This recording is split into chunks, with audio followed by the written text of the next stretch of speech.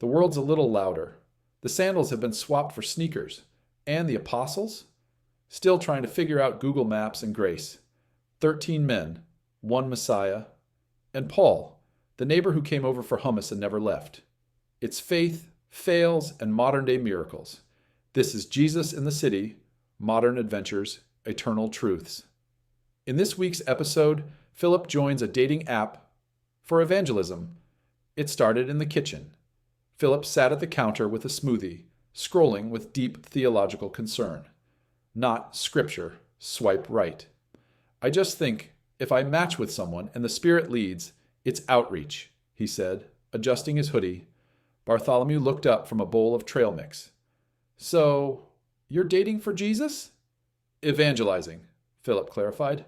The app just gives you better filters, like interests, age range, distance from sin.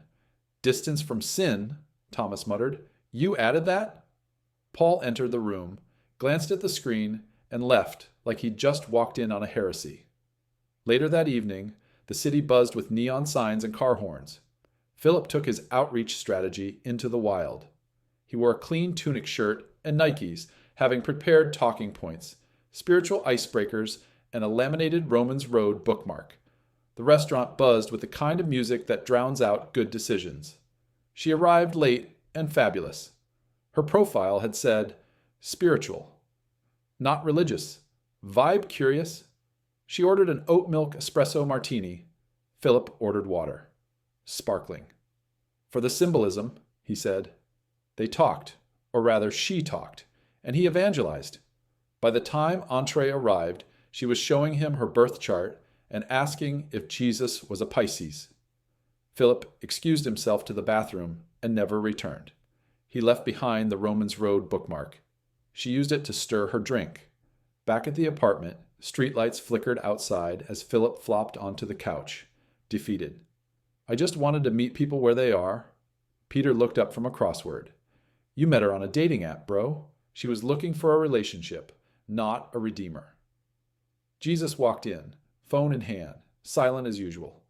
Then he said, I was going to take a walk, but now I think I'll take the subway. Philip followed. The subway station was mostly empty. Fluorescent lights flickered overhead as the train screeched in the distance.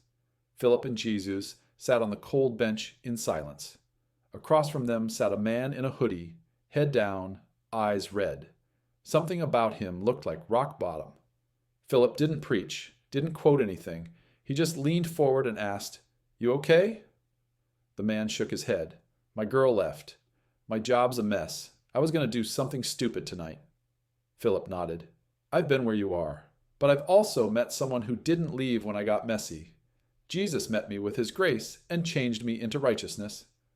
Jesus said nothing, but his presence filled the space, the kind of quiet that heals. The train pulled in. The man stood, but before stepping inside, he turned. What church do you go to? Philip smiled. It's complicated, but it's full of weirdos who know grace. Philip thought strategy would open hearts, but it was vulnerability that made room for the Spirit. In 1 Thessalonians 2 verse 8, Paul wrote, Because we loved you so much, we were delighted to share with you not only the gospel of God, but our lives as well. God doesn't need a dating profile to move.